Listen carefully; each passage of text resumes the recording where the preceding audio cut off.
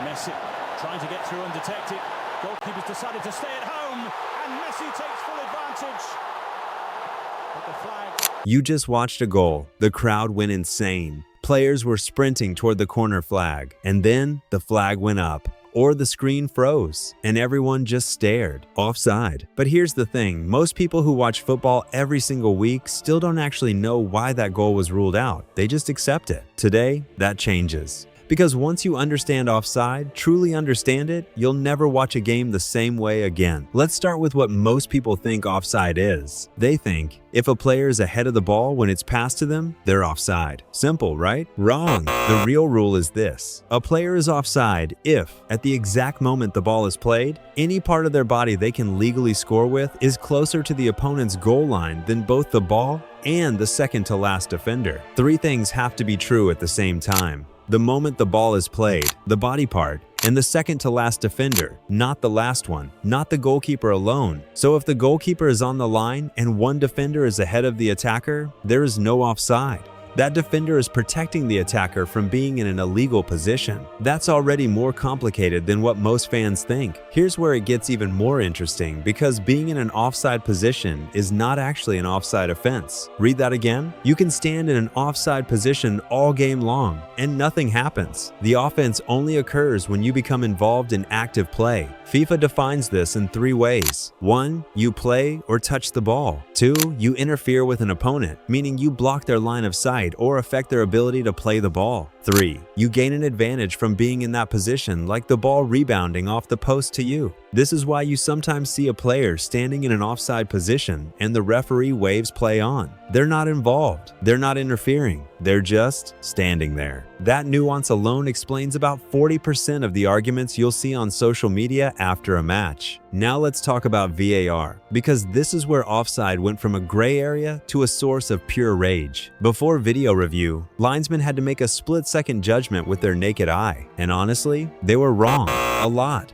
But because no one could prove it, the game moved on. Then VAR arrived, and with it, the semi-automated offside technology, a system that uses multiple cameras and player skeleton tracking to draw a line through the exact body part that was offside. And suddenly, goals were being disallowed because a toenail, literally a toenail, was a centimeter ahead of a defender's shoulder. Technically correct. Completely maddening. The rule hasn't changed, but our ability to enforce it has become so precise that it's exposing just how extreme the rule actually is. A player 30 meters from goal, making a run in real time, can have a goal ruled out because one body part they can't even see was marginally ahead. That's why the debate around tweaking the offside rule has never been louder. Some people want a daylight rule. You're only offside if you're clearly ahead. Others want to remove it altogether, but we'll get to that. A few moments in football history made offside infamous. In the 1966 World Cup final, yes, that controversial one, Geoff Hurst's second goal, the one that hit the crossbar and bounced down, was allowed. Was the whole ball over the line? Debated for 60 years. But offside wasn't the issue there. The goal after it was.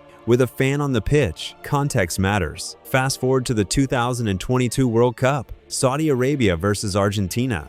Argentina had 2 goals disallowed for offside in the first half. Saudi Arabia won 2-1. One of the biggest upsets in World Cup history, and offside was central to Argentina's collapse. And then there's the Benzema Champions League semifinal goal in 2022. Initially flagged offside, then cleared after a 7-minute VAR check. 7 minutes. The stadium was in silence. These aren't just rule debates, they're moments that shape tournaments. Here's the honest question that football has been avoiding. Do we even need offside? The argument for keeping it without offside? Strikers would just camp on the goalkeeper. You'd get a completely different game, more physical, less tactical, less dynamic. The argument against? Offside is now so technically enforced that it's killing the joy of goal-scoring moments. The celebration is no longer the end of the play. It's the beginning of a 2-minute wait. Some leagues are experimenting with alternatives. The IFAB, the body that controls football's rules, has discussed a positive offside rule, where you'd only be offside if you were gaining an advantage in a more obvious way. No verdict yet, but the conversation is very much alive. And here's my take. The rule itself is fine. The problem is applying 21st century precision to a rule written for human eyes.